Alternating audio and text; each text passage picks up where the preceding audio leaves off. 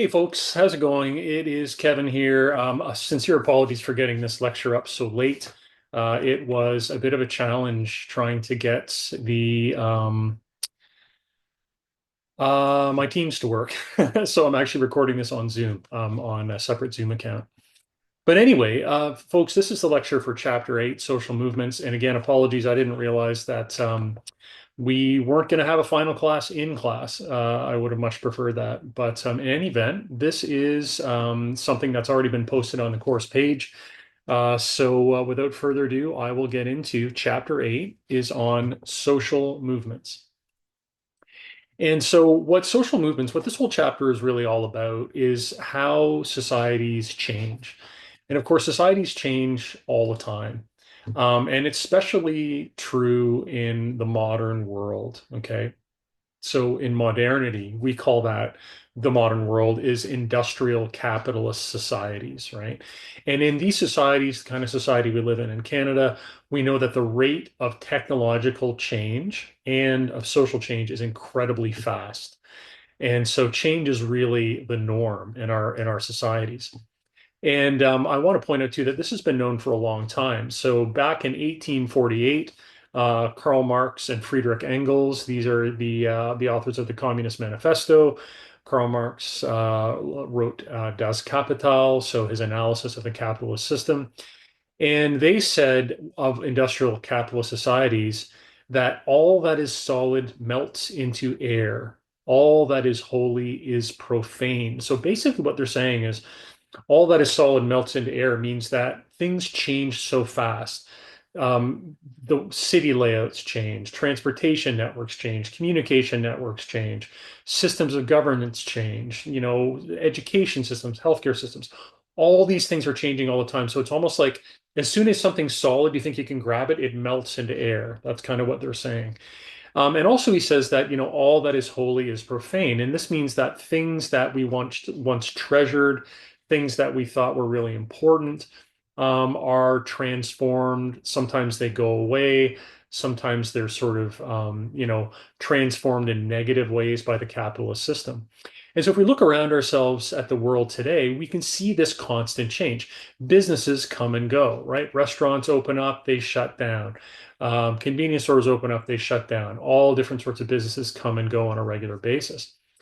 Infrastructure is constantly being revamped and upgraded. And so this means roads, transportation networks, subway lines, all of these things are being reworked over and over again.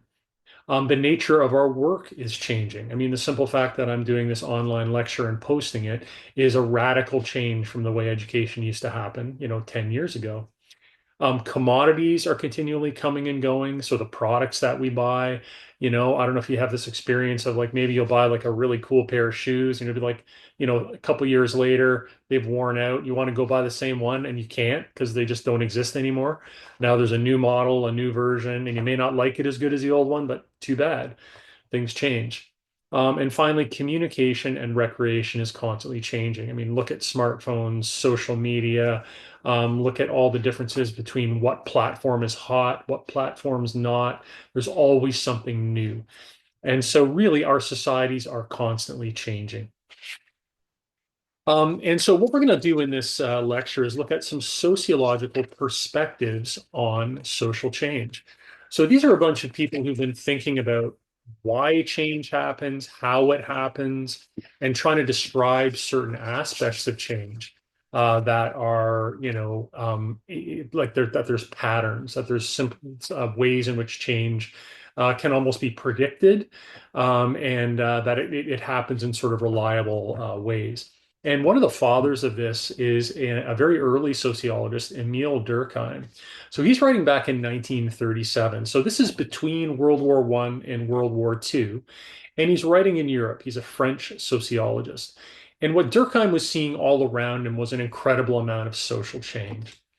And so what he said is he said, if you look at society, if you look around you, you can see varying degrees of change, right? And he said basically, so the social world is a continuum, which means it's a line between solid structures, like say maybe the government seems pretty solid, it's fixed, right? and then very, very fluid structures. And very, very fluid social structures might be like a meme on social media, a dance fad, like a new artist or something like that who's taken over the internet. Like those are the most, I would call them sort of ephemeral, changing forms of social structure. And the more solid ones are, like I said, the more like the government, like institutions that have been around for a long time, churches, that sort of thing. And so Durkheim sort of talks about three different layers of society in relation to how quickly they change. So he first of all talks about a society's morphological qualities or the substratum. Substratum means the base of a society. And this is something that Marx talked about, obviously, when he was talking about capitalist society. He talked about the base being the economic level of society. And so what Durkheim is talking about are things such as, the population, the territory. So what's the land on which a society exists? Resources, what are the primary resources? Is there oil as part of the economy, agriculture, that sort of thing? And then also basic social infrastructure. So again, this would be things like the government, social services, churches, these sorts of things. And these are fairly fixed, right? They do change, but they don't change as quickly, right? And then there's institutions. So institutions is more the level of, businesses are institutions, community groups are institutions, right? And institutions, he says, are normative. And what he means by this is that these are the social structures that create meaning and that regulate behavior. So schools, for instance, right? And institutions embody formal rules and norms, laws, moral codes, religious dogmas, customs, habits, and social obligations. And basically, what this just means is because, again, human beings live in societies, right? We're social animals, but how we interact with each other is mediated through institutions. So think about it this way: you go to work, that's an institution. You go to school, that's a different institution. If you're having healthcare issues, you're going to go to a hospital. That's a different kind of institution, right? Maybe on the weekends, you're part of a kayak club. That's a different institution, right? And so this is how we interact with each other through these institutions. Maybe you're taking Brazilian Jiu-Jitsu, right, on the weekends. Well, that you're going to go to a club. That club is an institution that's going to have its own rules, its own ideas and values and norms, right? And so that's what institutions provide. And institutions change more rapidly than the sort of substrata of the society does. And then finally, he says there's a level over top of the institutions, which he calls the level of collective representations. And this is the symbolic level. And this is sort of like the culture of a society where we have values, ideals, representations. That means images, right? Stories, symbols, and what he calls free currents of social life. These are the most changeable things.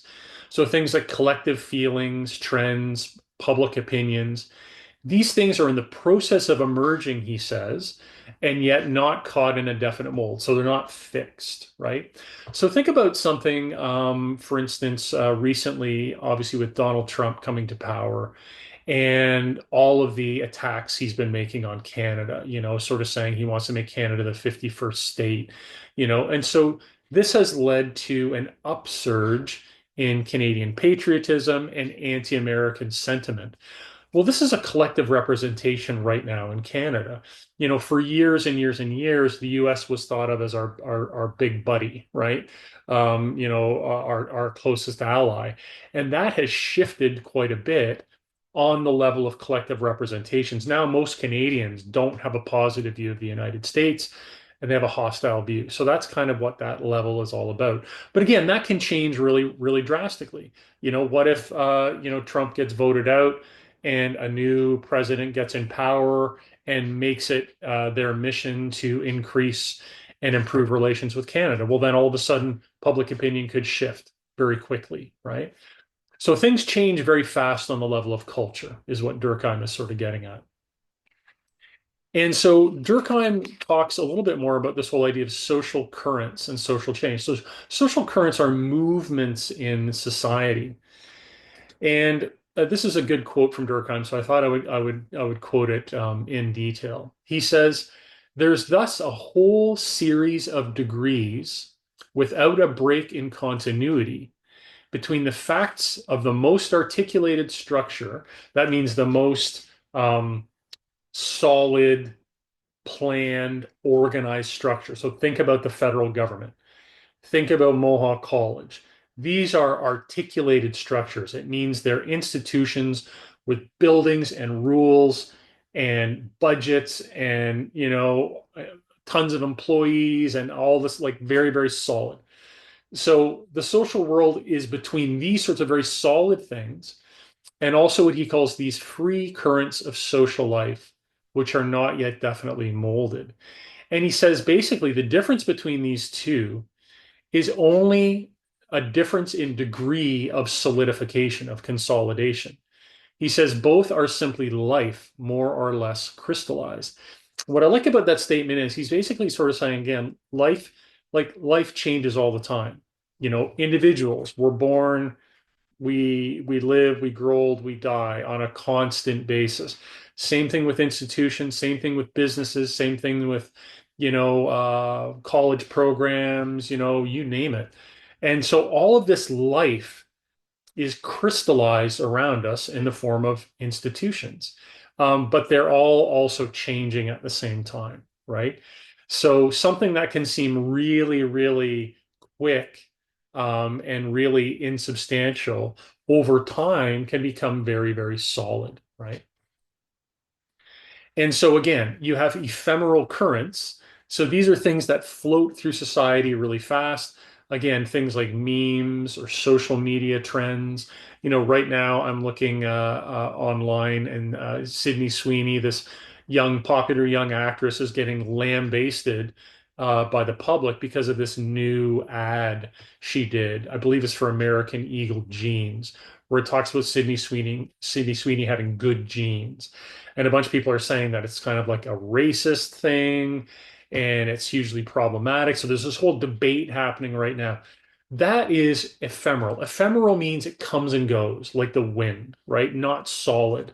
So, the fact that Sydney Sweeney is right now getting hammered in the media and accused of being racist because of this ad, it's probably give it 2 weeks and it's going to fade out of the news cycle and no one's going to care anymore, right? So that's ephemeral. However, there are other social currents in society. So that means movements of people and ideas and energy that are much more durable. And these are what we call social movements. And these are things like the Black Lives Matter movement, for instance, the Free Palestine movement, the Me Too movement. So these are social currents that become solidified, they persist over time, and they can lead to collective changes in behavior and to institutional change. So again, the difference between just, an argument in social media and an actual social movement is how solidified that social current becomes. How many people get involved? Do resources flow towards it?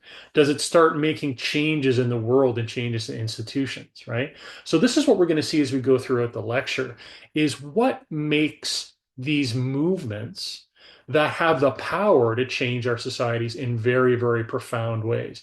Just think about it. At the end of the day, let's say the Sydney Sweeney thing doesn't go away and her career tanks. Well, at the end of the day, what has that done for our society? Nothing, right? Who cares? Like, so some Hollywood star is no longer popular. It doesn't matter, right? However, a movement like Black Lives Matter or Me Too, they had an impact on our society, an impact on our institutions, our governments, on people's actual lives.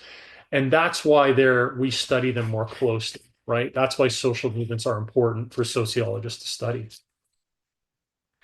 So we're going to look at a bunch of different aspects of what is called collective behavior.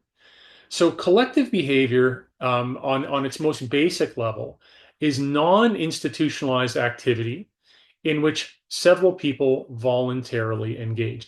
So collective behavior is kind of like the most abstract level that we could look at social change.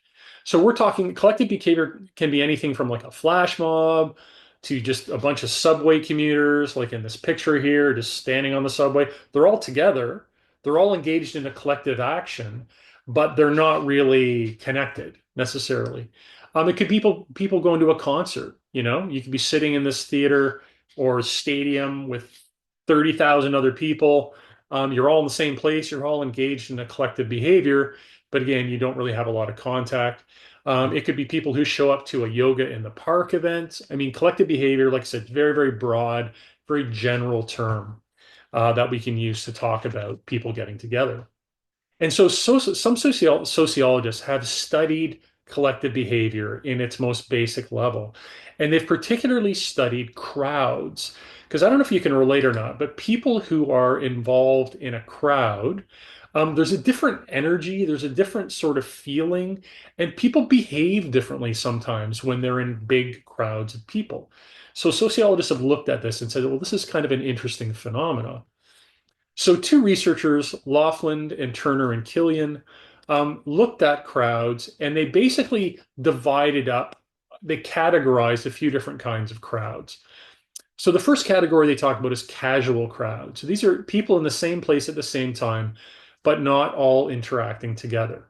So, again, this could be, you know, a public park on a summer holiday, a public beach, or like I said in the previous slide, those subway commuters. So, everyone's in the same place, they're doing something similar, but they're not all there together, right? They're not all part of the same group, right? So that's a casual crowd. We see this all the time, right? If you're you know out walking downtown on a busy street with a whole bunch of people passing you by, that's a casual crowd. Okay. Then there's what these folks call a conventional crowd. And this is where people come together for a specific event. So this would be more like, again, people all going to the same concert, right? Or people going to church together, or going to see a lecture together, a public lecture, or a play, let's say, at a theater. So this is what we call a conventional crowd. So now it's all the people in the same place. At the same event, so there's more coherence than with a casual crowd. But again, it's not like you all went there together as part of one group, right? As opposed to, for instance, if I go to a concert with three of my friends, like that little group of four is a much more intimate group than all the people we're in the concert with together, right? So, sorry. A third category is what they call expressive crowds. And expressive crowds are when people come together specifically to express certain emotions. An example that they give is weddings or funerals. And so this picture here is from a wake. A wake is a celebration of life. And this picture is taken from New Orleans in the United States. And so in New Orleans, there is uh, a tradition that when someone dies, the community, as part of the funeral ritual, has a parade, but they celebrate the person's life. So it's more of a party than in a lot of other cultures. Funerals are very somber, very sad, very quiet. Whereas in New Orleans, they have a different approach to, you know, instead of being sad, they're like, we're going to celebrate who this person was. But that would be called an expressive crowd. Okay. And then finally, there's this category of acting crowds. And this is when people come together to accomplish a specific goal or an action. So this would be something like protests, demonstrations, or even riots, right? When people come together, they're all acting for the same reason to accomplish a goal. Okay. And as we go forward, we're going to see it's these acting crowds that are particularly interesting. So some other general terms, though, when we're talking about large groups of people, we can also talk about a mass. When sociologists talk about a mass of people, they basically mean a large group of people that may have a common interest, but the members are generally unknown to each other and generally don't act in a concerted fashion. And a mass of people usually receives information, but they don't contribute it. And I think a really good example of a mass would be a fandom. So, like, if you think of Star Trek fans, right? So, here's a picture from a Star Trek convention. So, you have all these people who will show up. They're all receiving the same information. So, they're all fans of Star Trek movies and TV shows. And so this binds them together, this shared interest. But they're not really contributing as much. I mean, apart from dressing up as their favorite character, right?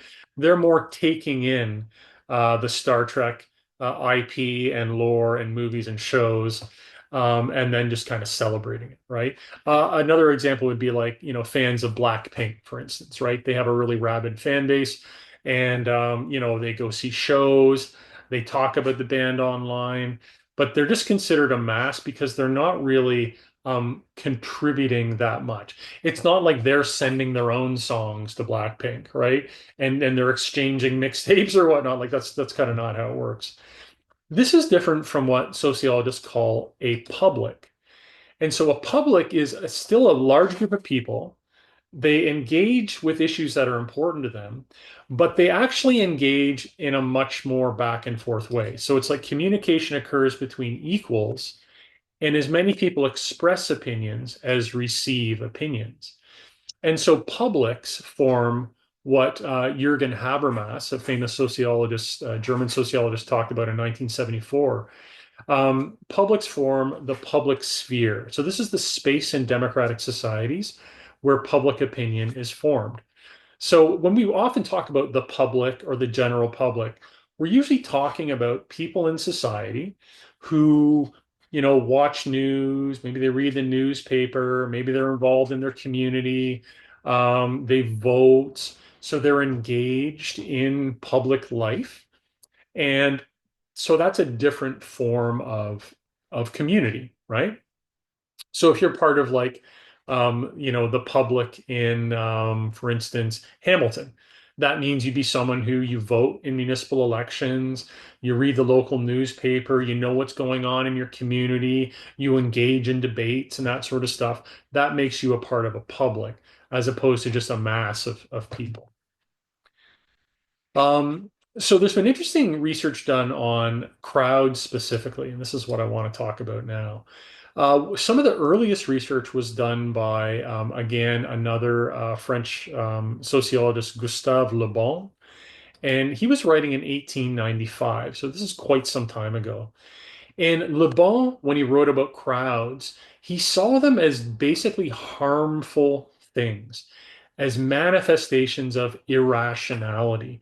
And he was, thinking about such things as anti-Semitic pogroms.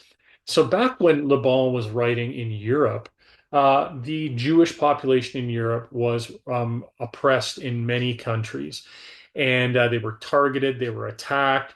Their businesses and homes were destroyed, windows broken. These were called pogroms, where basically people would go through Jewish neighborhoods, assault people, break their property. It was really horrific oppression. And there'd be crowds that would stream through the communities, breaking things, right? And so Le Bon saw this and was like, wow, crowds are not good. Like people lose their minds, kind of. They're not rational. He saw the same thing about labor strikes and about riots, riots of poor people, riots against military service. And Le Bon said that, these are dangerous things. And he said they're dangerous for a few different reasons. He said that basically the nature of crowds brings out the worst of our behavior. And so a few things he points out. First of all is anonymity. So to be anonymous means that you can't be identified, right? And so what Le Bon is saying here is that when you're in a crowd, you feel like you're not an individual anymore. You feel that no one can pick you out of the crowd. So you're kind of free, maybe to do things that you normally wouldn't do when you're anonymous, right? Think about this. A lot of times you'll see it on like Facebook comments or YouTube comments or Instagram comments or whatever, is when people are anonymous, they log in on an account that isn't their own name, they will say all sorts of horrendous things that they probably wouldn't say if they were logged in under their verifiable name, all right? That you can trace that person back. And so anonymity is a thing. It changes our behavior. Another thing is contagion. So contagion, and it kind of relates to suggestibility.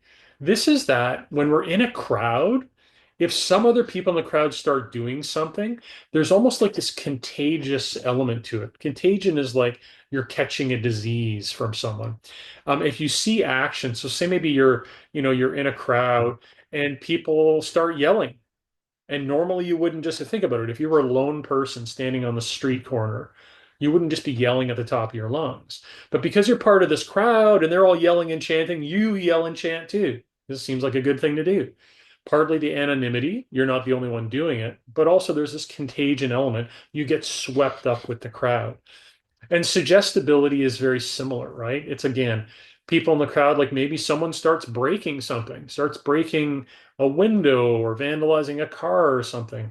The idea is that people would be more likely to engage in that behavior in a crowd because they become more suggestible, more open to other people's ideas. And there is some evidence for this view, right? If we look at, for instance, in 1999, there was a huge concert that happened in the United States.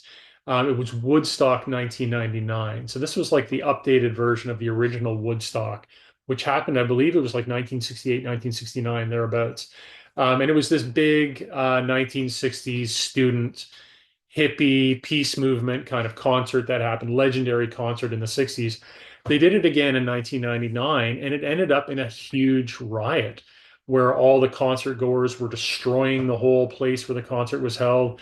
I mean, lots of interesting reasons why that happened, but it did happen. You had people who were injured, you had, millions of dollars of equipment destroyed. It was just really, really horrendous. And you also had, for instance, like you have riots during and after sporting events.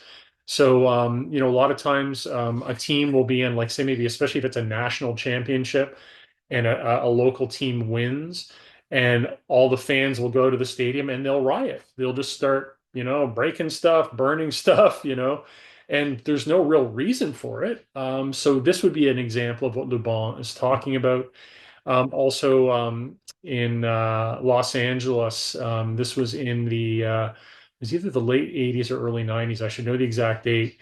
There was a horrible incident where a black man, Rodney King, was driving.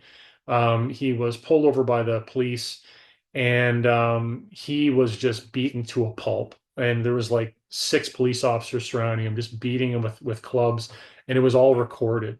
Okay, and so there was a trial, obviously, for the police officers, and they were being charged with, attempted murder, aggravated assault, you name it.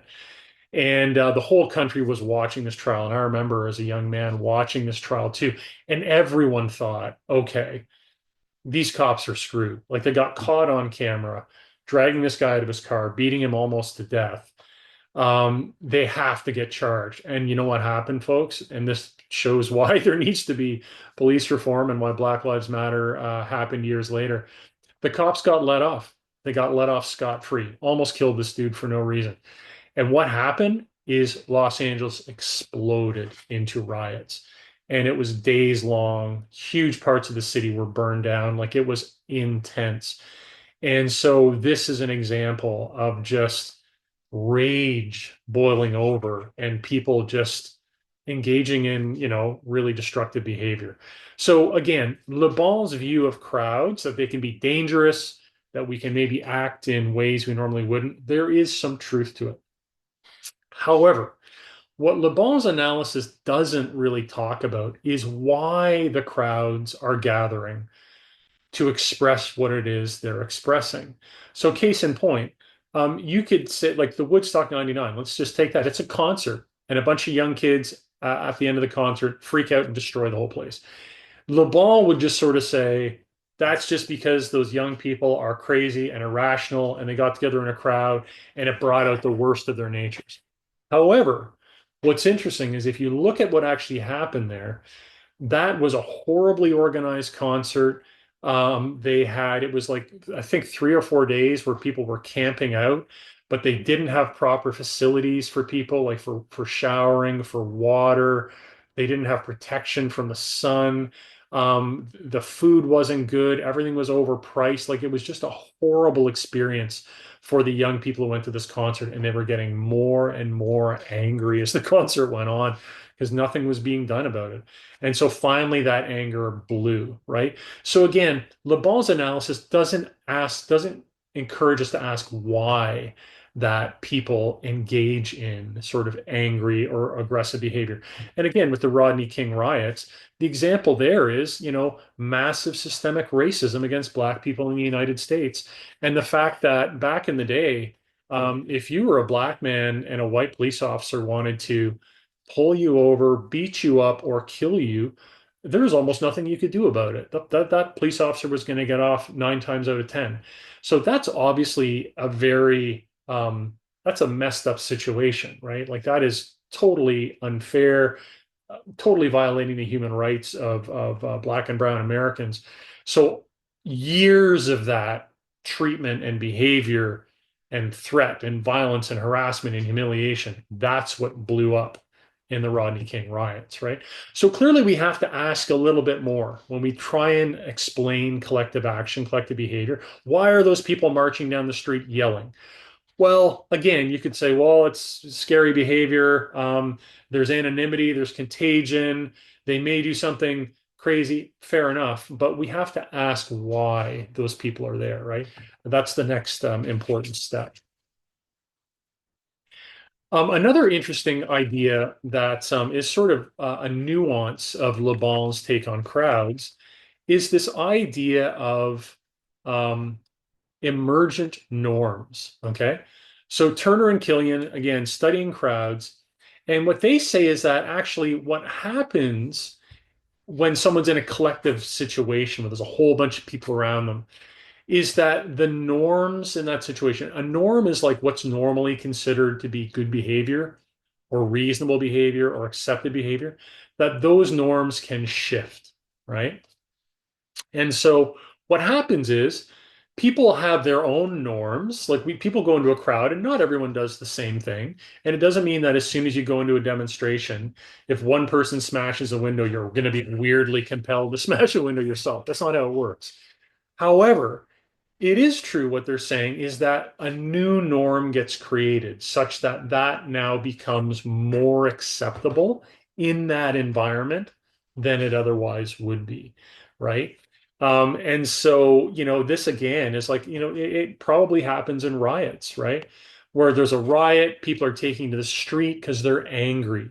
But then all it takes is one person to smash a store window and start looting stuff for other people around them to realize and go, oh, wait a second, I guess we can loot stuff. Like it becomes an idea they never would normally have, right?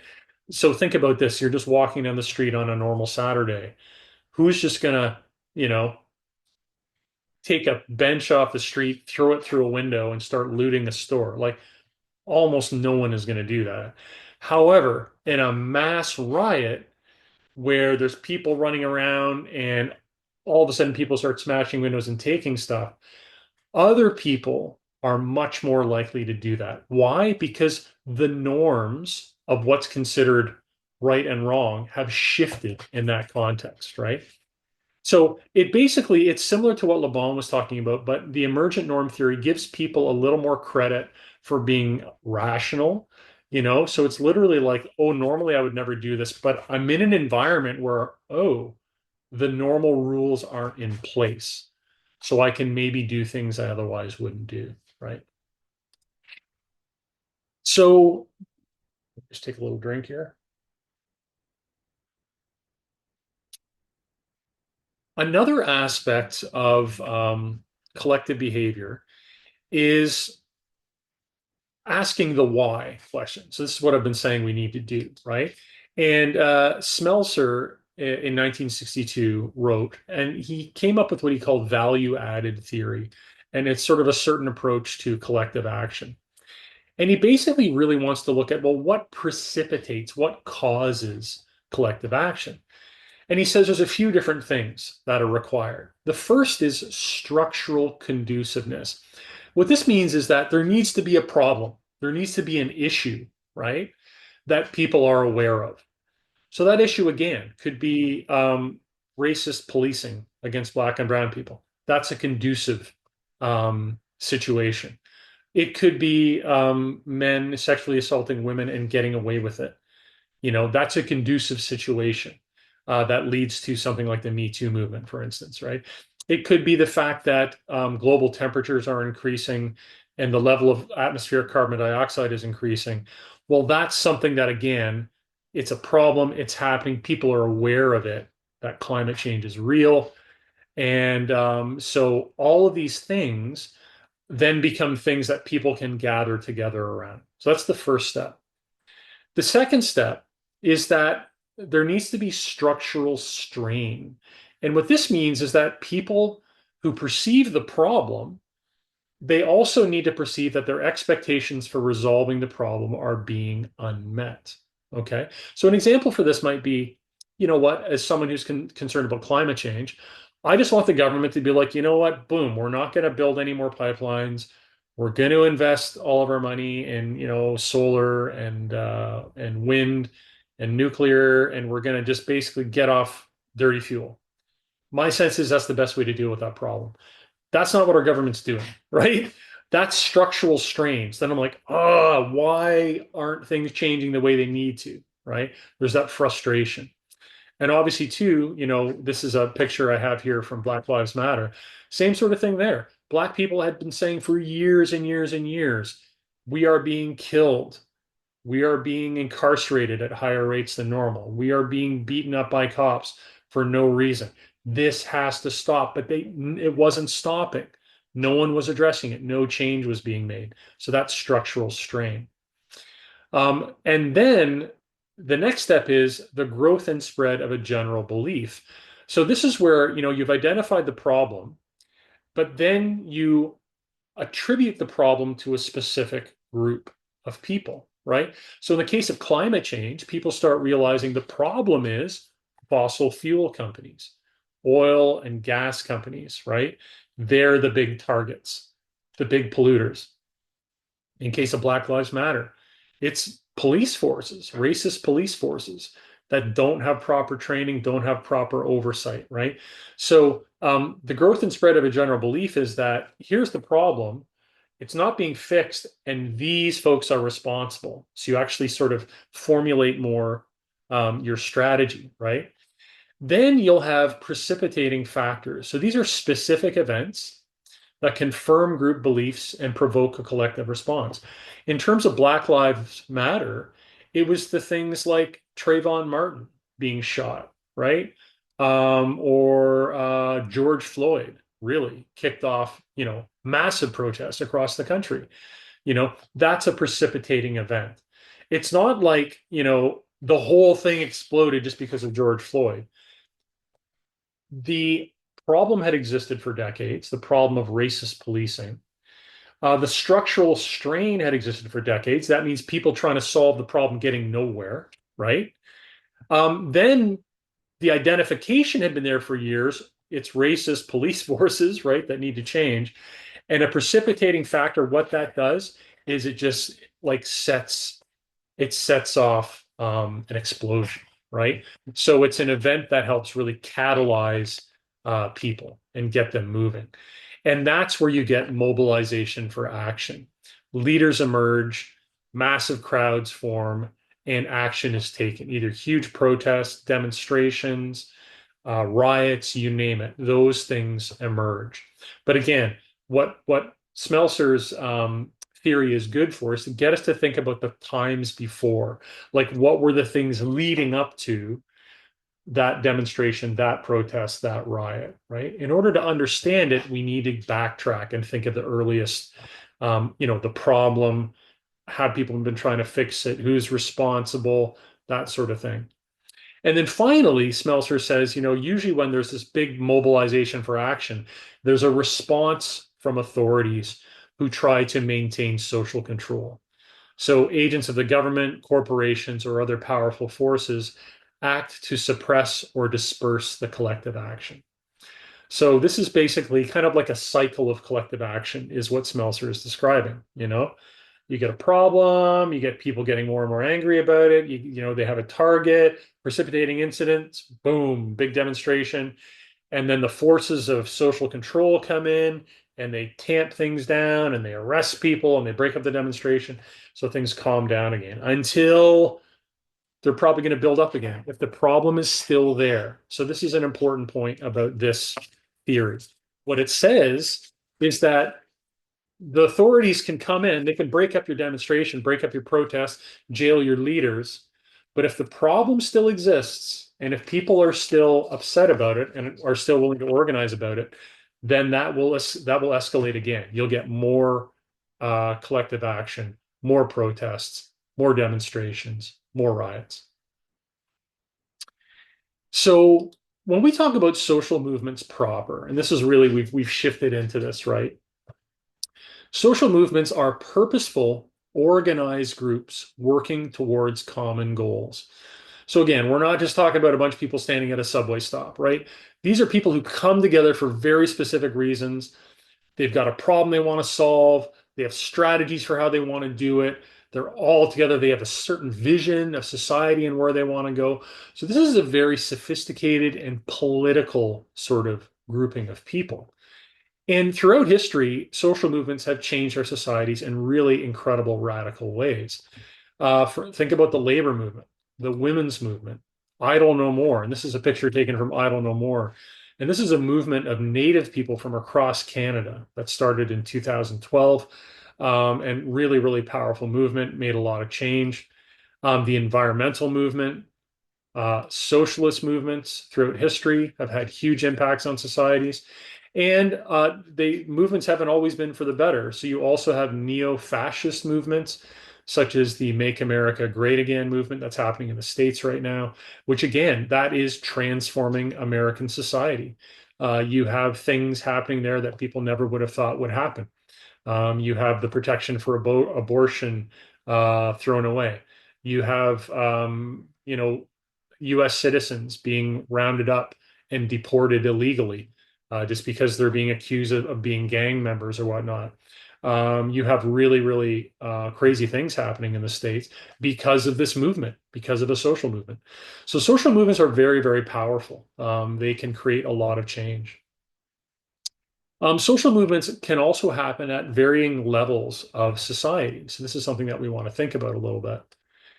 You can have local social movements. So these are limited to like a city. And examples are, for instance, Winnipeg is, I don't know if anyone's been to Winnipeg. It's a great city in Manitoba. And they have a local movement to address concerns around Indigenous housing, poverty, and addiction, like homelessness, poverty, and addiction. It's a big concern in Winnipeg. So there was a strong local movement to address these issues, to improve these issues, right? In Hamilton, we had a big, strong local social movement around the Red Hill Valley. So this was, years ago. The Red Hill Valley, before the Red Hill Expressway, was this just big, beautiful natural park, basically urban park. It had a creek that flowed down it. There was bears there, there was deer, there was salmon in the creek. Like it was this really kind of incredible wildlife preserve. And the city wanted to put an expressway down the middle of it, basically, and destroy a lot of the natural environment. There was a huge social movement that literally lasted for 60 years to try and fight that expressway. They unfortunately lost. But that's an example of a local social movement. And finally, this is a picture taken from Caledonia, and there's a land back movement in Caledonia. So this is a movement of Native people who are basically fighting to reclaim unjustly taken Native land. And so there are disputes over land claims all along the Grand River, right? And this is where Six Nations Reservation is. And there is a lot of controversy and a lot of conflict about those lands, which were originally given to the native people and subsequently were, through a lot of shady practices, were taken away. So there are groups that are basically occupying land, and one of them is in Caledonia. So that land back movement is a local example. You also have regional movements, so movements that are bigger than a city, but they're part of a whole region. And examples in Canada are there's an Alberta separatist movement. And in Canada, this is sometimes known as Western alienation. Alienation means that people in the west of Canada feel like they're not a part of the rest of Canada. They feel like they're being pushed away, like they're being shunned. People in the West feel like they're looked at as second-class citizens by, Toronto and Ottawa and all the big power centers. So there's a movement to split away from Canada. That's a regional social movement in Alberta. In Quebec, there's a similar movement. So there's a movement, of course, Quebec being a different province. It's majority Francophone, French is its first language, different history, and there is a movement within Quebec to separate from Canada too. So that also is a regional social movement. And then, of course, you have national movements as well. So these are movements that affect an entire country. And the example I give here is the one I touched on last slide, the movement Idle No More. And this started in 2012, and it was a movement in opposition to a bill passed by the conservative government at the time, the federal government, with Stephen Harper, who was in power, conservative prime minister. And they wanted to, they passed this bill, C-45, and it had a bunch of changes in it that were really, really threatening to Native people. There was changes to the Indian Act, to the Protection Act, and to the Environmental Assessment Act. And basically, these were changes that gutted protections for rivers and streams and lakes. And so Native people across Canada were like, you know what? The government is trying to take away all the protections from our clean water. They were 100% right. And they founded this massive countrywide movement. One of the catalysts as well, you think about Neil Smelser and precipitating incidents. A chief from Attawapiskat, so this is an Indian reserve, and I believe it's in northern Ontario. The chief's name was Teresa Spence. She went on a 43-day hunger strike and basically to protest these government changes and also to protest the fact that I've talked about previously that many reserves still don't have clean drinking water, still don't have proper housing, still don't have proper infrastructure, right? And so basically, this movement swept the country and it did a lot of really, really powerful actions.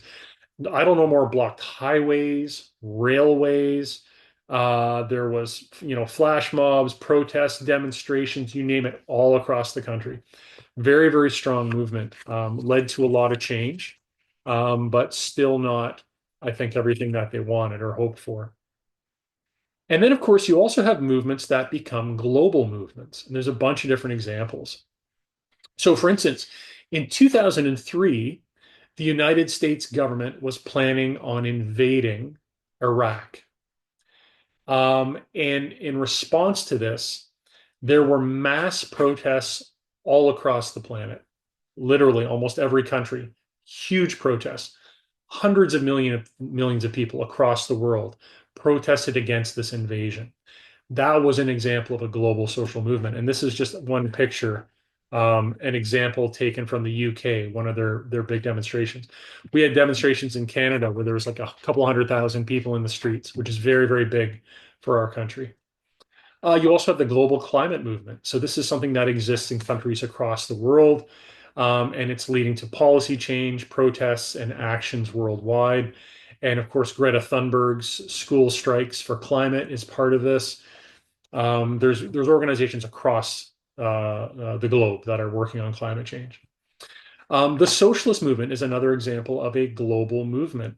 So this is a movement that spread worldwide after the 1917 Bolshevik Revolution in Russia.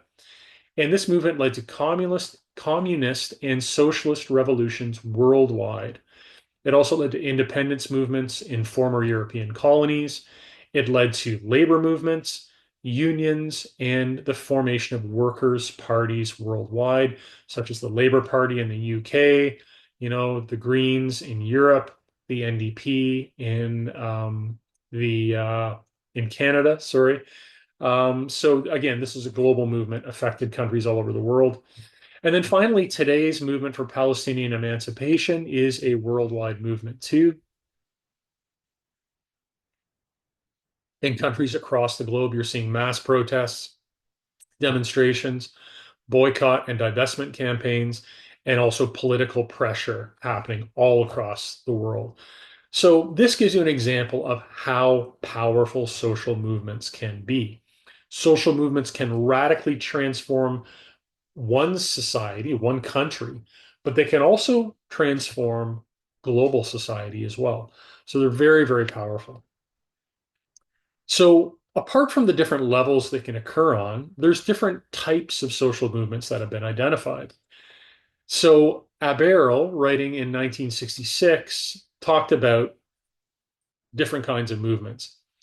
First, he said you've got reform movements. So, reform movements are focused on changing something very specific about society. An example would be Mothers Against Drunk Driving. So that is a social movement. It is a campaign. They have organizations, they have volunteers and activists, but they want to change something very, very specific. They want to get rid of drunk driving, right? It's a very, very noble, very important goal, but it's very limited, right? So that's why it's reformist. They don't want to fully transform the whole society. They just want to reform one aspect of it. Another example would be the anti-nuclear movement, right? So there are a bunch of people opposed to nuclear weapons. Again, they don't want to transform the whole society. They just want us to get rid of nuclear weapons. So they're a reformist movement. Then there are movements that really have a big picture. They have broad goals, radical goals, and they seek the transformation of entire societies. So an example, these are what Aberle calls revolutionary movements. There's been many examples throughout history. So for instance, the Cuban 26th July movement. So this was in, I believe was it 59? I believe, anyway, this movement, and the two leaders are here in this picture. Fidel Castro, who was a lawyer at the time, Cuban lawyer, and also Che Guevara, who was an Argentinian medical student. They became leaders of a movement to liberate the island of Cuba from US control. So the United States basically had installed a government in Cuba that was subservient to the United States. The Cuban people were living in desperate poverty. It was a really horrible situation. So the Cuban people created this revolutionary movement led by Castro and Che Guevara. And they went to Cuba, they waged a guerrilla war, and they overthrew the government. And ever since then, Cuba has had a revolutionary socialist government. So that's an example of a revolutionary movement, right? The Black Panther Party in the United States was another example. Now, this was back in the 1960s and 70s where they were very active. And the Black Panther Party for national, I think it was the Black Panther Party for National Liberation. They were a party that was basically for the emancipation of Black people, but they envisioned a total transformation of society. They wanted to change the way education happened, work happened, policing, you name it. They wanted to totally transform inner city Black communities in the United States. They had a very, very radical program for doing that. So again, you could call them a revolutionary movement. They wanted to totally change the political structure. A modern day equivalent, that's a little more on the reactionary side. Reaction means against progressive change, would be the Boogaloo Boys or the Boogaloo movement. And so this is a militaristic, far right-wing movement in the United States. And they're seeking to create what they call a second civil war. And so they are definitely a revolutionary movement. I would say small in numbers right now, but their goal is to overthrow the American government and to basically through a second civil war. Um, Other kinds of movements are redemptive movements.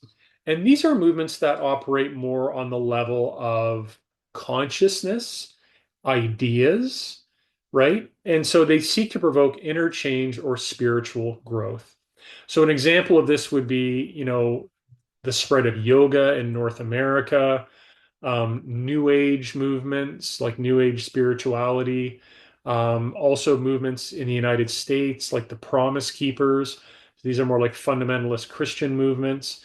Religious movements are an example of redemptive movements that basically seek to change the way people think and get them involved on that sort of level. There are alternative movements. So these are movements focused on limited, specific changes to beliefs and behaviors. Examples are the slow food movement, excuse me. I don't know if people have heard about this or not, but it's a movement that started in Europe and it's about um, eating good, wholesome food, slowing down the pace of your life, focusing more on friends and family and connections, right? So there's a whole sort of movement around this, basically to yeah, like eat wholesome, locally grown, better food, share it with your friends.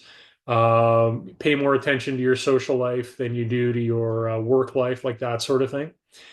Planned Parenthood is another example of an alternative movement. So again, just trying to get people to utilize birth control, really, and trying to get women to basically, plan their families, right? So to not just get caught with, unintended pregnancies and whatnot. So Planned Parenthood has a very focused approach there. And then you also have what sociologists call resistance movements. So these are movements that are opposed to changes that are already happening in society. So an example of this would be, for instance, the pro-life movement, uh, very strong in the United States. This is a movement against abortion rights. So society changed. Women got the right to access safe and effective abortion. And a group of religious fundamentalists in the pro-life movement oppose that. So they built up this whole movement to roll back those abortion rights. And in the States right now, sadly, they're actually having an impact, right? And so again, it shows that social movements can be powerful forces for all different political agendas. They're not always, lefty hippie do-gooders. They're not always, anti-racist or pro-woman or pro-LGBTQS. Social movements can very much be opposed to all of those groups. Social movements can be about, asserting white supremacy, asserting the dominance of native-born people over immigrants. For instance, like there's so many different ways that social movements can be used in negative ways, like white nationalism. I'll talk more about that at the end of the lecture, and the anti-vax movements that were really prominent during COVID. So this is just a picture from one of the anti-vax rallies here. That happened in the United States. We had them, of course, all through Canada as well. Big challenges there associated with those movements and those protests. And again, they were trying to resist. What were they trying to resist? The public health measures that were being put in place by governments around the world, right? The anti-vax folks opposed those public health measures for a host of different reasons, and so they were pushing against it, and that's why they're considered resistance movements. So apart from classifying different kinds of social movements, it's also interesting to think about the life cycle of social movements, okay? How they start, how they operate, and how they sometimes fall apart. And so this is something that Bloomer and Tilley, writing in 1969 and 1978, did some research on. And they argue that movements go through various stages of development. So in the preliminary stage, and again, this is going to be similar to Smelser's value added theory. We're going to see some parallels here, right? In the preliminary stage of social movements, people become aware of an issue and leaders emerge. So you first, you identify your problem. Some people start speaking out. Things just start getting going. In the coalescence stage, people join together and organize to raise awareness. So you start to see more formal organization coming together. People start reaching out, raising awareness about the problem. In the institutionalization phase, the movement no longer has to rely on grassroots volunteers. So in this phase, movements create formal organizations, they do fundraising, they hire staff, They have professional communications, right? So they become actually institutionalized, right? And this is usually when movements are at the peak of their power and of their reach and of their ability to make change. And then in certain cases, movements will then decline after being at their peak power for a while. And there's a few different reasons for this. I mean, one is people may simply fall away, like maybe the issue is seen as not as important anymore. Um, a new movement could emerge that sort of takes over from that previous movement. The movement might achieve their goals. They might be like, "Yay, we got what we wanted." So, for instance, well, this is maybe not the greatest example because it was overturned later, but for second wave feminists, they wanted abortion rights for women in the United States, and they achieved it. They won, and they're like, "Yay, okay, we're done. Okay, we can relax now." Unfortunately, now they're going to have to fight that fight all over again because things can change back again. But anyway, sometimes a movement achieves its goals and then it just kind of dies away. Or again, sometimes people just no longer care about the movement's goals. They're not seen as that important anymore, right? So, an interesting aspect of social media, or sorry, of social movements, is their relation to social media and how that affects how movements emerge and also how they function. Because of course, over the last, say, 10 years, let's say, social media has had a profound impact on our social lives in developed countries. It's how we communicate. A lot of our relationships are mediated through social media. Most of us get our news through social media. We learn about the world through social media. So all these factors have impacted how social movements happen as well. So, for instance, social media clearly can help spark movements. So, in the preliminary stage, that first stage where people are like, oh, hey, there's a problem, and people start speaking out about it, social movement is actually amazing for that. So, the Me Too movement is a classic example of that, Tarana Burke. And there is a video on the online material for Chapter 8 that I want you to check out, where Tarana Burke is talking about how she started Me Too. um, that literally started as a social media hashtag, as just an attempt to get people to talk about women survivors, to talk about their experiences with sexual harassment and sexual assault. That then spiraled and grew into something a lot stronger. Black Lives Matter, same thing. Started out as a hashtag, Black Lives Matter, right? So social media can help movements start. It can also help them coalesce and to spread their message. People can get organized online. You can create websites, right? You can create accounts that start, pushing out the message of the group. So that can also help in the next stage. However, research suggests that social media might be a little bit weaker when it comes to the institutionalization phase. And what this basically means is that if you want to institutionalize a movement, that's a higher level of commitment. You need people to found organizations, to fundraise, to work for organizations. You need people to engage in actions, demonstrations and protests. This is higher commitment work. Or sometimes it's called strong tie phenomena. That means like your tie to the movement needs to be strong in order for people to do all these other things, to donate money, to work, to volunteer, to participate in protests, that sort of thing. And the issue is that if you're only connected via social media, the tie is not as strong as if you're getting together collectively, right? Like in person, if you're going to events together, going to protests and demonstrations together, that sort of thing. That is more powerful.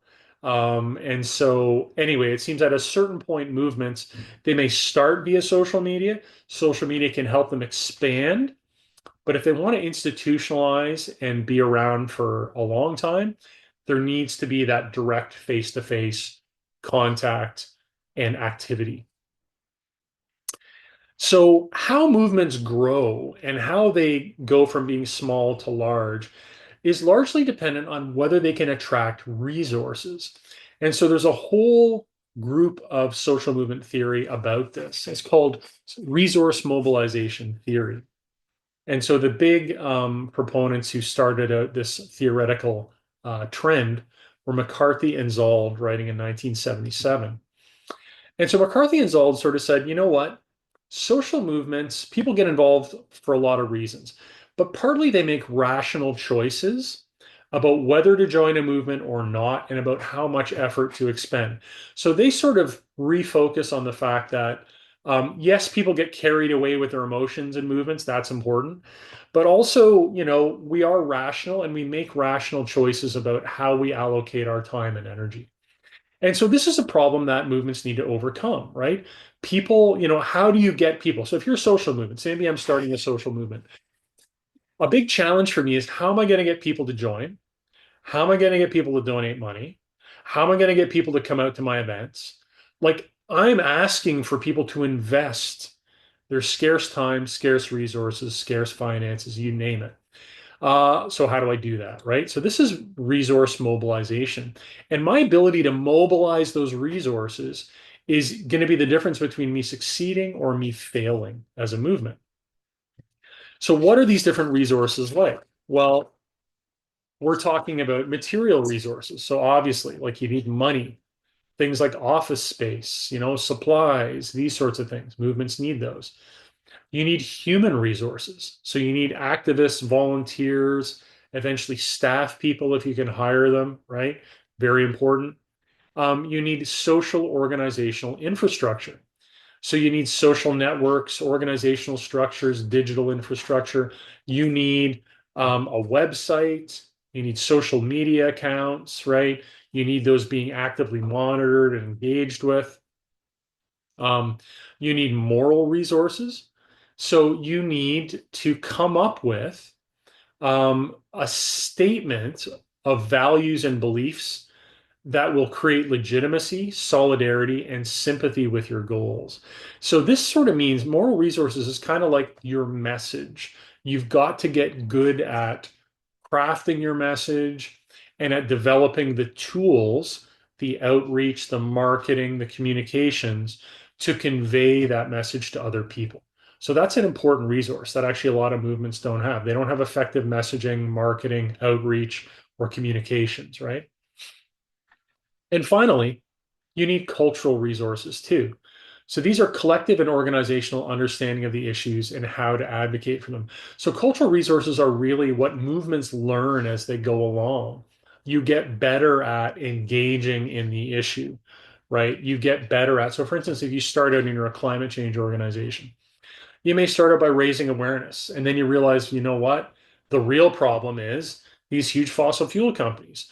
So then you might change and you start targeting the fossil fuel companies through boycott campaigns. And then you're like, okay, well, that's kind of good, but it's not really as effective as we need it to be. And then you realize it's even better if you target the boards of directors of these corporations, right? So all of that knowledge of how to do your movement's work are cultural resources that movements need to accumulate, right? And I think you can see that that only happens over time. So you got to survive for a long enough time to develop that knowledge. But also, this is where it helps to have volunteers, activists, and staff to generate this knowledge for you, right? So all of these things are necessary for a movement to go from, hey, here's a problem, to all of a sudden we've got this organizations, thousands of activists, we got ads, we got communications. Like that's a difficult step to take. You need resources to do that. Um, and so the way that social movement or resource mobilization theory looks at it is kind of like every social movement is almost like an economic sector. They call them social movement industries. So, for instance, the environment is a social movement sector or social movement industry. The peace movement is a social movement industry or sector. The labor movement is a social movement. It means that it's a broad category of action, of social change, right? However, within that broad category, there are individual organizations which are operating. These are called social movement organizations or SMOs. And SMOs are the individual groups that are trying to forward the broader movement's goals. But what resource mobilization theory points out, and this is a very important insight, is that Social movement organizations, even though they might share similar goals, they're also competing against each other for resources. So, for instance, in the environmental movement, you have groups like Greenpeace, 350.org, the Sierra Club, the World Wildlife Fund. You've got all these different big environmental organizations. If you ask them what their goals are, they're all going to say they're very, very similar, right? But they are all also competing for donations, volunteers, and activists, right? And so that's just one of the realities of being involved in a social movement is your organization has to compete for resources. Same thing in the Palestine liberation movement. You've got Labor for Palestine.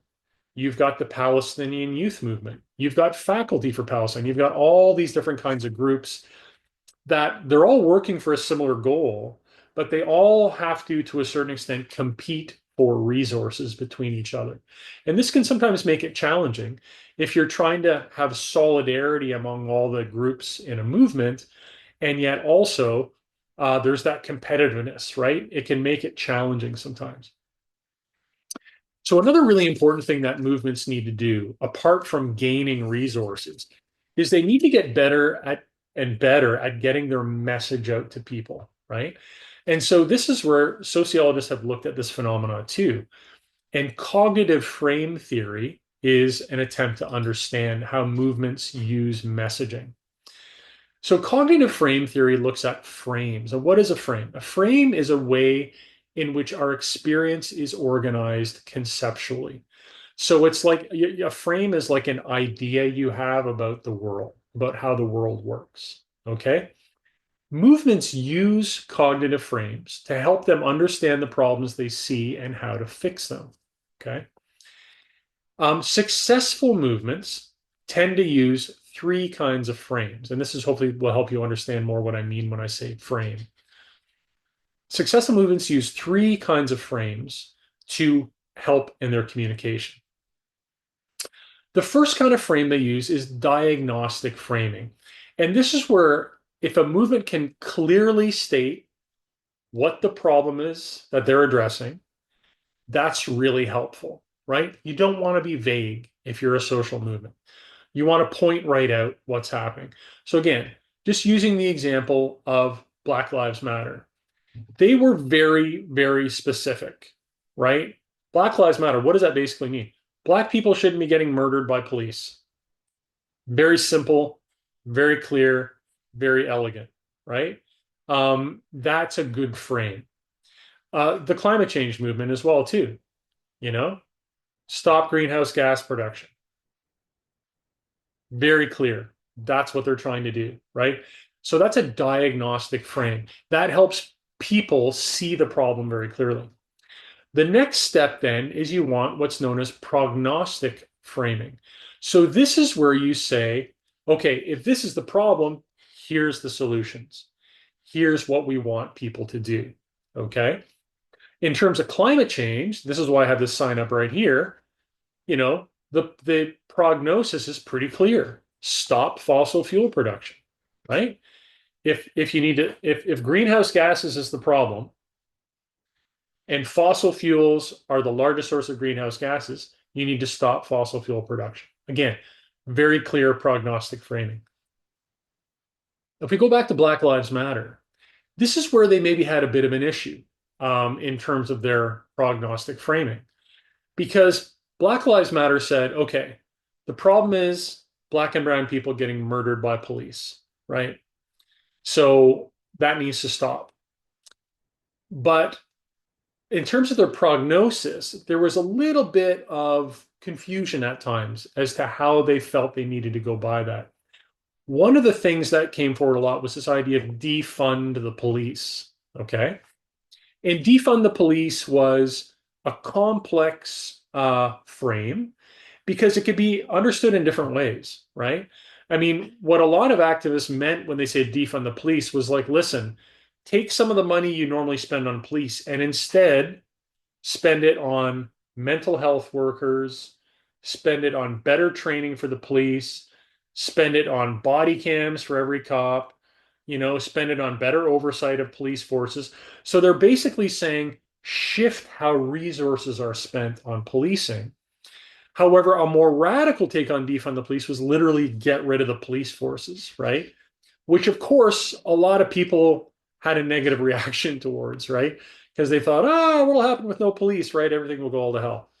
So that shows how, in certain cases, an unclear frame made it a little bit hard for the movement then to accomplish its goals, right?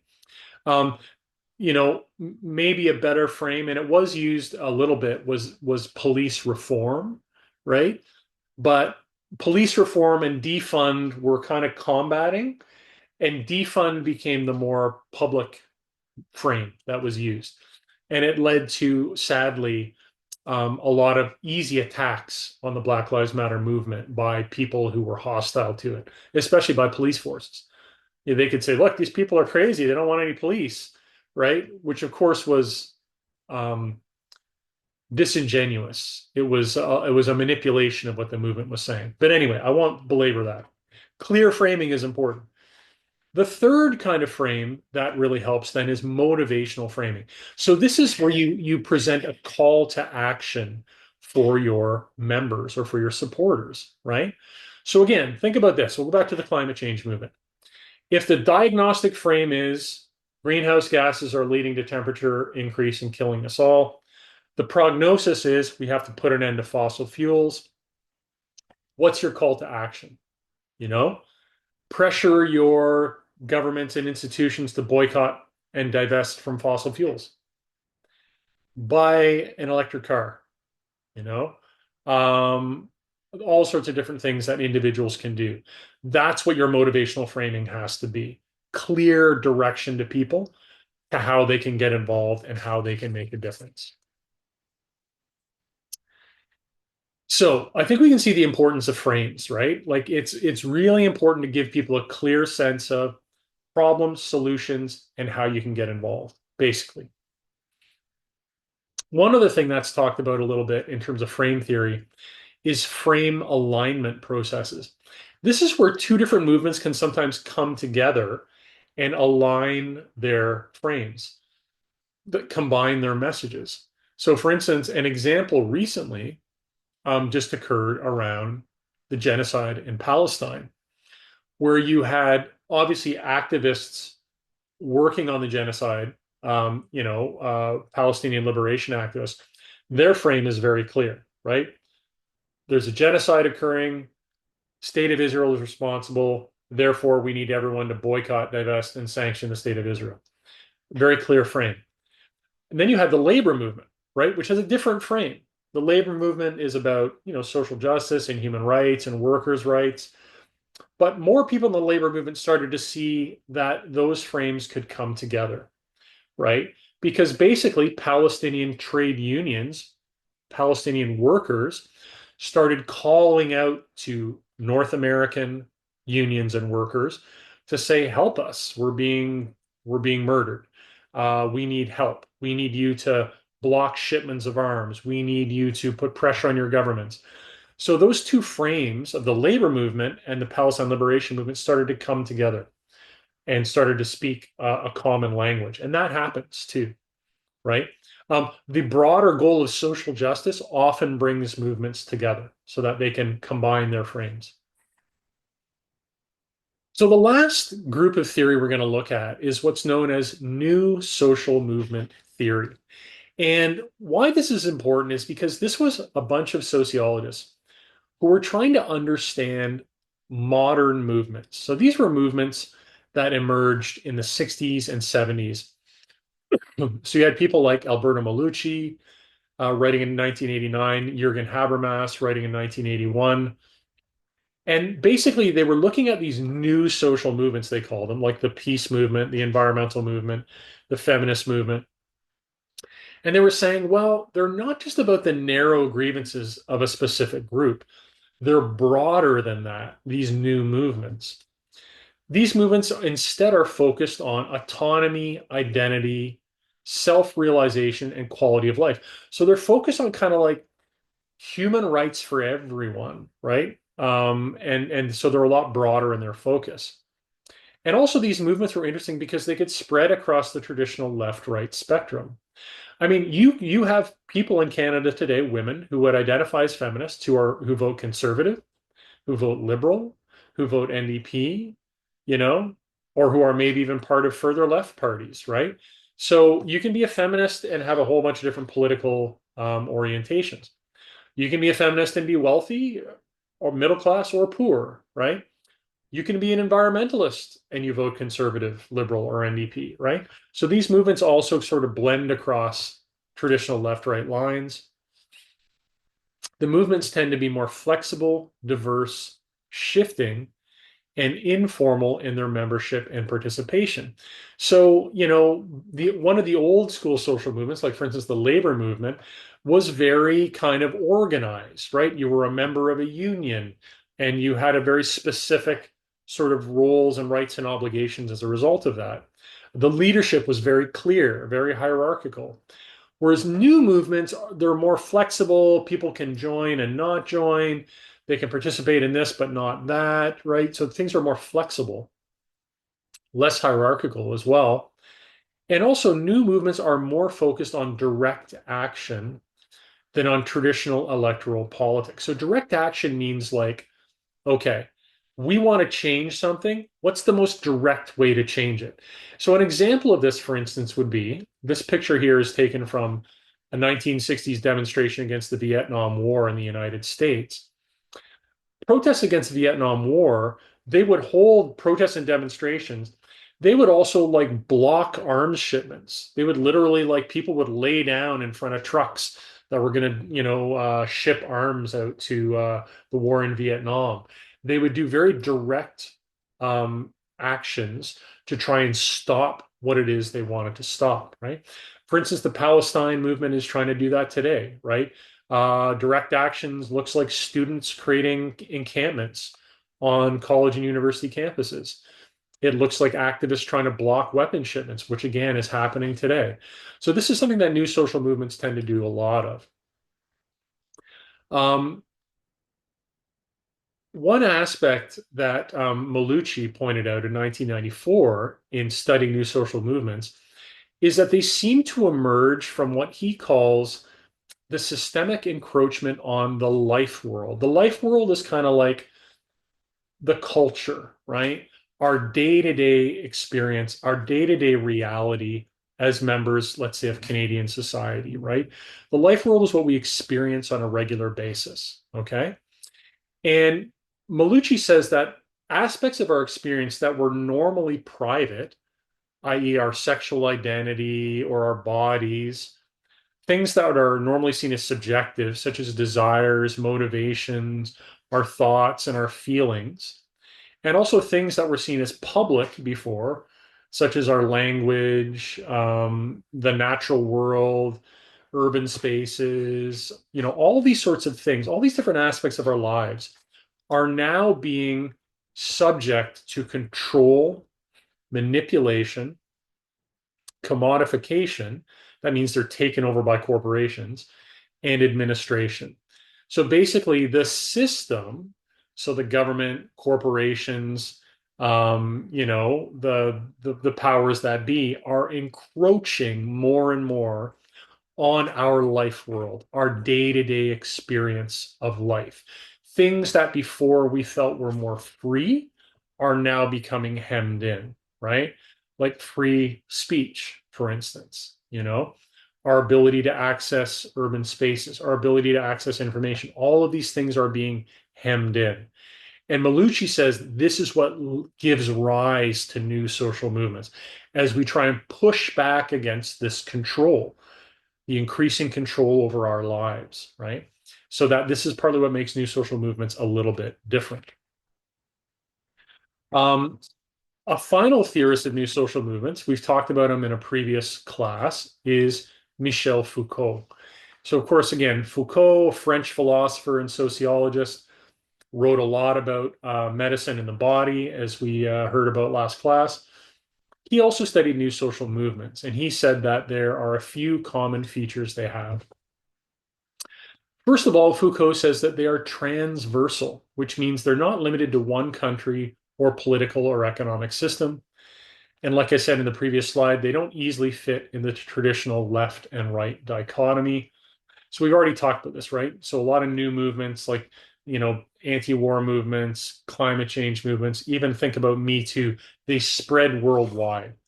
Didn't matter what kind of government, what kind of economic system, these movements spread worldwide. So they're very fluid that way. Again, they focus on direct experiences of power, not on abstract or distant sources of power. So they focus on immediate problems, right? Think about the Me Too movement. The immediate problem is sexual violence against women not being stopped, not being punished, not being prevented, right? That's very immediate experience in women's lives. That's what that movement targeted. Again, the movements are based on self-actualization. So the idea that we want to live as free and relatively happy human beings, right? We want to resist disciplinary practices that separate, isolate, manipulate, and institutionalize individuals. So really, this idea of personal freedom is an important part of new social movements. Okay. Think about it again from a women's perspective. You want to be free from harassment as well, you should be. You want to be free from assault, right? You don't want to have to live in a world where those things are part of your experience. Same thing with Black Lives Matter, right? You don't want to live, if you're a black or brown person in North America, you don't want to live in fear, constant fear of being, brutalized or murdered by the law, right? Not okay. So you want to share in the freedom that everyone else enjoys or that everyone should enjoy. Again, these movements focus on immediate and practical solutions. They're not necessarily revolutionary in the sense of like, wanting to overthrow the government or that sort of thing. They want a practical solution to their problem, right? Again, Black Lives Matter. The most radical thing they're saying is like, let's get rid of the cops. But most people were sort of saying, let's radically reform policing. Let's improve the oversight, public oversight over policing. Let's improve the training. Let's have the body cams. Let's make sure there's mental health workers that go out on any call that's associated with a mental health condition, that sort of thing. Very practical, immediate solutions. And finally, these movements tend to challenge expert knowledge and they focus on the question like, who are we? Who should we be as human beings? And again, very much based in this idea of human rights. So these are new social movements, like I said, a separate body of sociological theory to try and explain a lot of the movements that we see today. So to wrap up, folks, I just want to do one kind of case study where I talk about some of these elements of analysis. And it's a case study that I think is an important one to go over because I think it's a very worrisome trend right now in North America, not just in the United States, but in Canada too. And this is white nationalism. And so this is a movement that emerged in North America and Western Europe, first of all in the 1980s, but it's since become much more prominent in the last few years. Obviously, in the United States, since the first term of Donald Trump, there's been this really intense growth of white nationalism. Sociologist Brown, 2019, describes white nationalism as a curious combination of libertarianism, moralism, authoritarianism, nationalism, hatred of the state, Christian conservatism, and just flat out racism. So this is a bit of a stew of different currents. Some of these elements contradict each other even, but they together form these emerging white nationalist movements. And so some of the characteristics include a reaction against economic globalization. So this idea that we're sending jobs to other countries and immigrants are coming over to our countries to do work and take jobs. This is a huge issue for white nationalists. Framing threats from the state and culture to personal liberty. So a big part of the white nationalist ideology is that, you know, white people are under attack from wokeness, from neo-Marxism. You know, apparently there's all these sinister forces working to overthrow white people, to throw them into poverty, that sort of thing, to stifle their speech, to take their jobs. There's really this sort of sense of victimhood and also extreme social disinhibition and aggression. What this basically means is like white nationalist movements are really they're trying to make it okay to be racist again, right? It's a horrible thing to say, but that's exactly what they're trying to do. They're trying to make it okay to mock, disparage, make fun of, and laugh at minority groups. They're trying to make it okay to discriminate against. They're trying to make it okay. All of these behaviors that we had agreed on as a society, you know, about 20 years ago, 30 years ago, that these things were not okay. White nationalism is trying to rehabilitate these really, you know, quite horrible aspects of our society. That also includes violence. It includes hate crimes. All of these things are being unleashed now. Again, not just in Canada, but also in the not just in the United States, but also in Canada. We're seeing this. Now, one of the important things I think too, in terms of understanding white nationalism, is the neoliberal restructuring of Western economies. That sounds like a whole big mouthful there. What do I mean? What I mean by this is that there was changes made in North America and Western Europe over the past 30 years. Okay. So really starting actually in the late 1970s, so even longer than 30 years. So God, almost like 50 years. There was changes made in our societies, which had a radical impact on working class people. So what were some of these changes? Well, one was the offshoring of production. A lot of corporations in North America decided to move their factories to locations overseas where there was cheaper labor, fewer environmental safety laws, and lower taxes, right? So a lot of the good industrial jobs in North America just vanished because the factories moved overseas. That's what we call an offshoring of production. There was also widespread and rampant union busting, especially in the United States. Corporations and the government went after trade unions and did everything they could to just break them apart, to destroy them. We had this in Canada too, but we were able to push back on it more. So there's still a stronger labor movement in Canada than there is in the United States. But this was a big part of it. And when you break unions, what happens is you get lower wages, fewer benefits, longer work hours. You just get poorer conditions for working people. You also see working class wage stagnation, which means that over the past 50 years, if you really look at real wages, so that's real wages are when you look at wages adjusted for inflation, there's been no wage gains made by working class people in North America. So their wages have gone up, but they've generally kept pace with inflation or even been under inflation a little bit. In fact, usually under a little bit. So it means that real wages have either stayed the same or even gone down a little bit over the past 50 years. So working class people have been taking it on the chin in North America. And then along with all of that, you've had an increase in immigration, which does lead to an increase in competition for jobs. So it's like a perfect storm of governments and corporations attacking the working class, making their lives more miserable, and also bringing in record numbers of people to compete for the jobs that aren't as good as they used to be. So it's a real recipe for disaster, right? So this has led to a sense of grievance and threat among the white working class.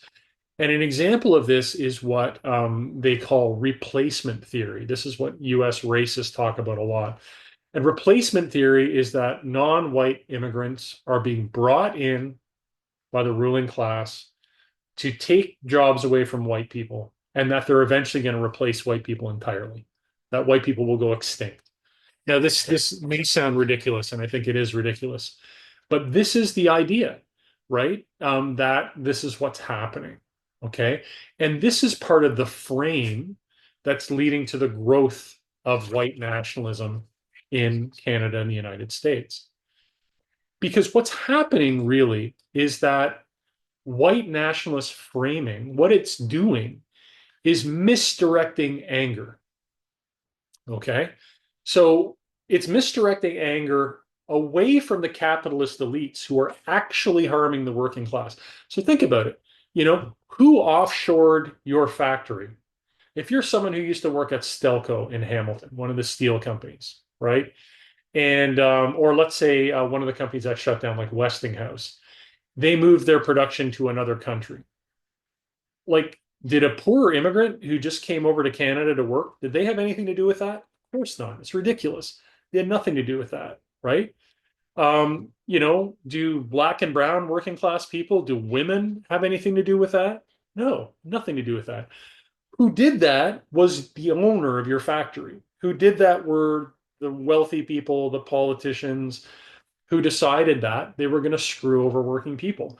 So here's the challenge. Is there a lot of anger among the white working class? Yes, there is. Are there reasons for it? Yes, there are. However, what white nationalism does is misdirect that anger away from the proper sources. And it says, oh no, the people you should be angry at are women, LGBTQ, immigrants, and minorities. And that's obviously completely tragic because those are not the people who are screwing over the working class. So that's one aspect that's driving this. The other is, though, that white nationalism is also provoked by the abandonment of labor-friendly policies by supposedly left political parties. Parties like the Democrats in the United States, the Liberals and NDP in Canada, the British Labour Party, the European Greens, various social democracy parties around the world. They have, over the past, 30, 40 years, they've turned their backs on working class people. They say they're parties that work in favor for the working class, but they really don't. What have they been doing? Cutting taxes on wealthy people, cutting taxes on corporation, gutting social services, right? Not increasing minimum wage to keep up with inflation. That's what these governments have been doing. So think about this. If you're a working class person, you're seeing your standard of living go down. You're seeing the governments that the parties that supposedly have your interests at heart doing nothing for you. Then you start getting really pissed off and frustrated and looking for a place to give your energy. And so what happens? Movements like MAGA come in. They take all that energy, that anger, and they say, "Oh, we'll help you. We've got your back, right? We'll make America great again. We'll give your jobs back." And of course, the unfortunate thing is it's exactly the opposite what Trump is doing, right? He doesn't care about working class people. Trump is going to cut taxes on wealthy people. He's going to cut Medicaid. He's going to cut support for poor people. Like that's just what he's going to do. So, but this sadly just further drives this white nationalist movement, right? So I just think it's really important that we understand, and this is where a sociological perspective is important. It's one thing just to say that these people are racist dickheads, and yes, they are. I believe that, but I don't think that's enough. We have to understand what is feeding this movement and making it grow if we want to stop it and undermine it, which I actually think we need to do. So again, sociological perspective would really help. This is not to say, by saying that there's a reason why white working class people is angry. I want to be very clear, folks. In no way justifies the racism or xenophobia.